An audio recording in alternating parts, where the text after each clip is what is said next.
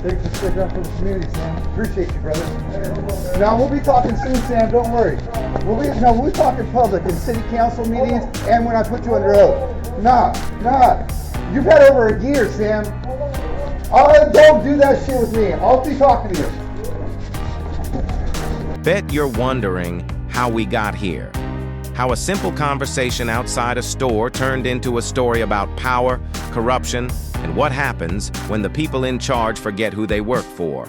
Before we can go forward, before we can show you just how far this department went, we have to take you back to the election. Because that's where everything changed. The campaign, the threats, the pressure. That's where the lines started to blur between politics and policing, and where the retaliation really began. On November 15th, after the election, and just before I spoke with Sam Burton, I filed a formal complaint to the city. In that complaint, I laid out everything I had been through: the harassment, the intimidation, the retaliation. I talked about officers calling my wife, following my family, showing up at my work, and even recruiting people to run against me. I described how supporters were targeted, how private information was leaked to John Montgomery, and how the chief of police himself crossed the line from law enforcement into politics.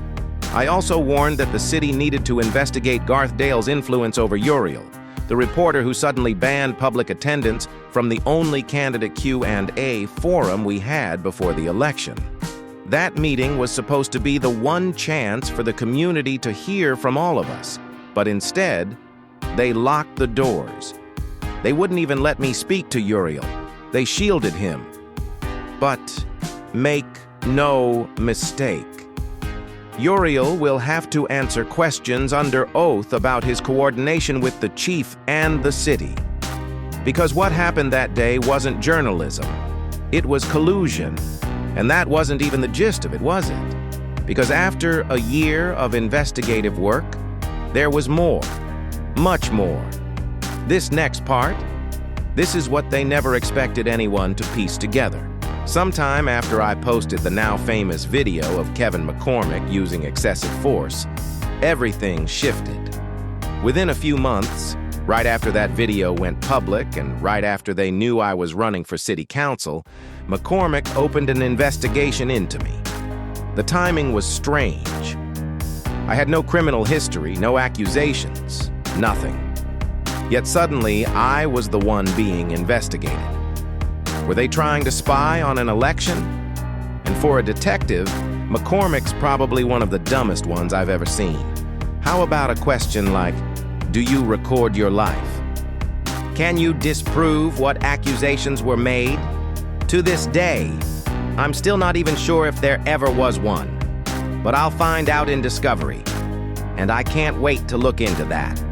That investigation wasn't about finding truth. It was about control. Whether that came from the chief's orders or McCormick's own ego, I still don't know. What I do know is this. I never would have even found out about that so-called investigation if McCormick hadn't decided to brag about it, using it to defame me in my own traffic report. That's the thing about Kevin. He can't help himself.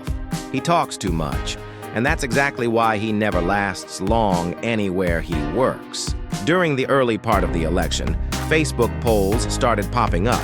And no, I don't think Facebook determines where the votes will go, but I do think those polls are what scared them. By that point, they had already recruited Summer Spraggins.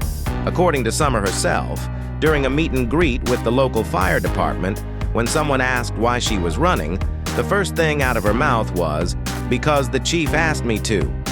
Now I know a little bit about contract law, and so should Mrs. Spraggins. But tell me, what contract in the world allows a chief of police to get politically involved in a city election? Every contract like that says the same thing: stay bipartisan. And Summer, you control his tenure and his salary. How can you make an ethical decision about those things if you're that close to him? Do you recuse yourself when his name comes up? Or do you just look the other way? Maybe Mrs. Spraggins needs an ethics complaint.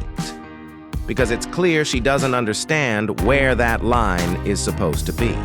But when the investigation started, and when they went as far as recruiting one of the most well-known people in town to run, you have to ask yourself, did the police department really need to take it this far?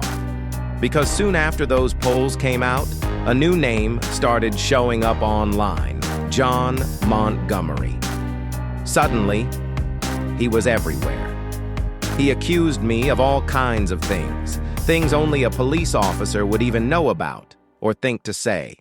Stuff like vehicle registration, private details about my life, even where I worked. He posted about me at my job, harassed my family, and sent over 100 different posts and comments into the community. What would make someone do that? There were too many clues to ignore. The timing, the access to information, the coordination. It became clear that the same officer and the chief were still working behind the scenes, doing whatever it took to get their candidate elected. One who would look the other way, while their misconduct and predatory behavior continued unchecked. But that wasn't good enough for you, Chief, was it? You had to personally come for me after the election. And that was this department's biggest mistake. One that's going to end more than a few careers in this community. To the young officers out there, you probably have no clue about politics. But what happens when the other side wins? 9 years ago, there was an election for 3 council seats, and only 4 people ran. Think about that. The city council's job is to oversee and hire the chief. That's the chain of accountability. And I can't wait for the day this city gets a new chief. Whether I'm on that council or not, you can bet I'll be having a long conversation with whoever takes that position. You better hope you get another dirty chief who protects you. Because if you don't, accountability is coming, and I document everything.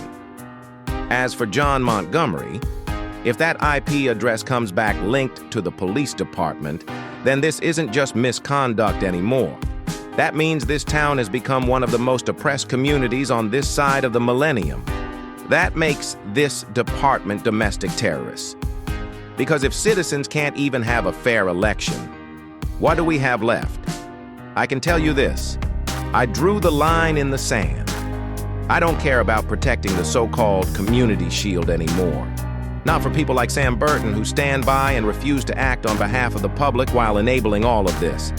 Like you saw at the beginning of this video, no more passes from me.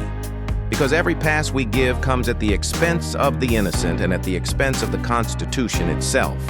If you support transparency, if you care about accountability, comment, like, share, and I'll see you next time when we show you just how far they went after the election.